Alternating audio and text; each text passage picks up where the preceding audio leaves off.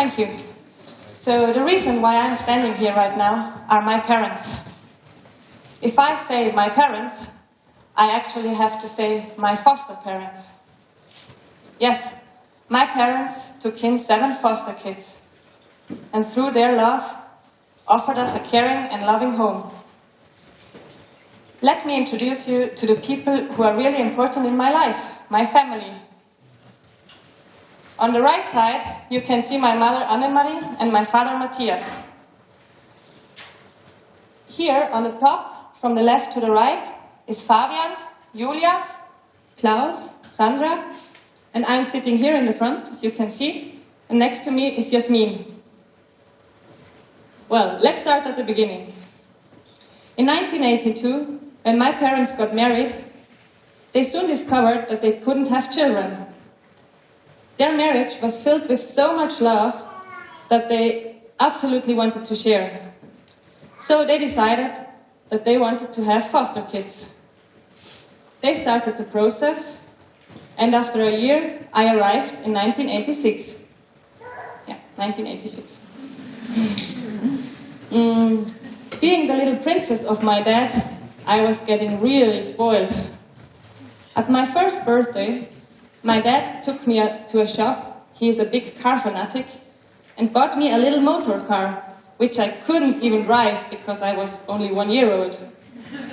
When we got home and my mom saw that, she said, "We absolutely need another child, because this girl is getting too spoiled." So, this is when René came to our family. He was already 7 years old by then. After 2 more years, Sandra joined our family, and in 1990, my brother Klaus came. With Klaus, there is actually a pretty amazing story. So when his biological mother, who also happened to be my biological mother, was pregnant, everyone in her environment told her that she should abort the baby. She didn't want to do that. So in her despair, she called my parents and asked them if they wanted to take the unborn baby. They immediately agreed. Well, and now you can see Klaus sitting here in the audience as a law graduate. What a loss if he wouldn't exist. So in 1990, my parents had 4 foster kids with totally different backgrounds. And I have to say, our genetic material wasn't too ideal. René's parents were alcoholics, Klaus and my mother was psychologically sick, and also Sandra's mother. So my parents didn't know if this genetic material would have a negative impact on our lives. But in fact, they didn't care about it. They just trusted that the love they felt for us would make everything work.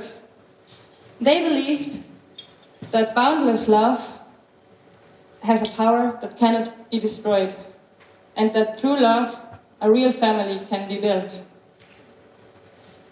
Understanding love as a concept that is multiplied, it is not astonishing that my siblings and I begged for another brother or sister. That's when in 1995, Julia came to us. And in 2002 and 2006, our family was completed with the last 2 members, Jasmin, who is mentally disabled, and Fabian, who has some social issues. As you can see, we are some kind of a patchwork family. Some of us are somehow related, while others don't share any genetic material with anyone in our family. It is not important to us. We are all connected through the love that our parents gave to us. A parent's love that survived critical phases, for example, my puberty. A parent's love that knew how to forgive a child who was screaming, "You are not my real parents." A parent's love that had no boundaries and always felt secure. This is how love should be. And this is what makes us a real family. A family that cares for each other. A family that loves each other. A family that doesn't care about genetic material. Sandra, for example, has now 2 own kids. They are our niece and nephew. I'm even the godmother of this little boy there. For them, we are their family, and they are our family. My parents are their grandparents. We belong to them, and they belong to us. Even if we don't share the same blood, we know we belong together. I am a very, very lucky person, because through the love that I experienced from my foster parents, it was very easy for me to also love my biological mother. I love her for her selflessness, for her capability of giving me away and enabling me a stable home. I also love her for her happiness that she always showed when she saw me happy. So I never had to be afraid to love my parents, to love my foster parents. Despite the amazing work that many foster parents do, the legal system in Austria works more for the biological parents than for the foster parents. So usually the court or the child care service decide if a child has to see its biological parents or not. I, as a foster child, don't think that's always good. Sometimes a child has to see its biological parents, even if it doesn't want to, even if it's hurting. In our family, we also had this experience. It's a situation that's really hard for the child, but also for the foster parents, because sometimes, many times, they are then pushed into a corner. In my opinion, it's very important to hear what foster parents have to say, because usually they know what's best for the child. My mom, for example, is a very strong woman. For her, it was always very, very important that we knew our genetic backgrounds. I'd like to tell you a story about that. So when I was about 5 years old, and Sandra just arrived in our family, my mom wanted to visit my biological mom and went to the mental health clinic. She couldn't go straight to her and had to wait in a room. When she entered that waiting room, she saw a crying woman sitting there. Loving and caring and open as my mom is, she straightly went to that woman and comforted her. So that woman told my mom a story about her little baby daughter who was taken away by child care services. She even showed my mom a picture of her little baby daughter, named Sandra. That's how my mother met Sandra's biological mother. And that's how the contact between Sandra and her biological mother was possible. So my mom was very, very happy about that. She and my father were also very encouraging when Julia tried to find her biological background. That's very important. My parents were never jealous. They know that love needs to be shared. And that's a big point when you take in foster children.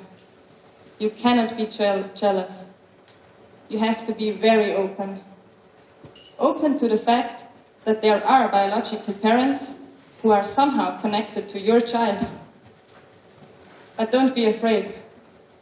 A foster kid can love more than one parent, because love is a passing forward concept, never a competition. So don't be afraid, but be loving. As I told you before, my sister Yasmin is mentally disabled. That was never an issue for us. We just welcomed her as she was. Sometimes we maybe felt sad for her because we thought that her life might be harder than ours. But soon we found out that she might be smaller than others, might be slower. Maybe she will always be dependent on someone. But, and that's what is important, she is loving, caring, sweet, and extremely funny, really. So we believed in her, and she believed in us. So this year, she had enough confidence to attend the Special Olympic Winter Games here in Austria. And guess what? She won the gold medal.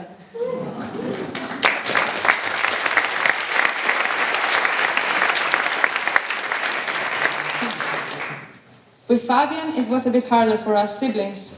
because his social issues were hard for us to accept. But my parents gave him all the love they've got, and through their example, we couldn't do anything else than love him too.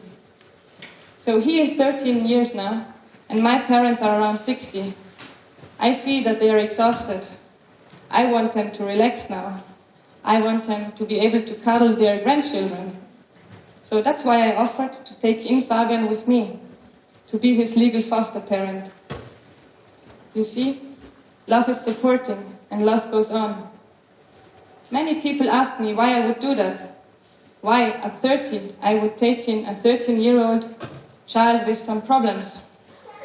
Well, the only thing I could answer them was, wouldn't you take in your brother? Wouldn't you break barriers for love? Thank you.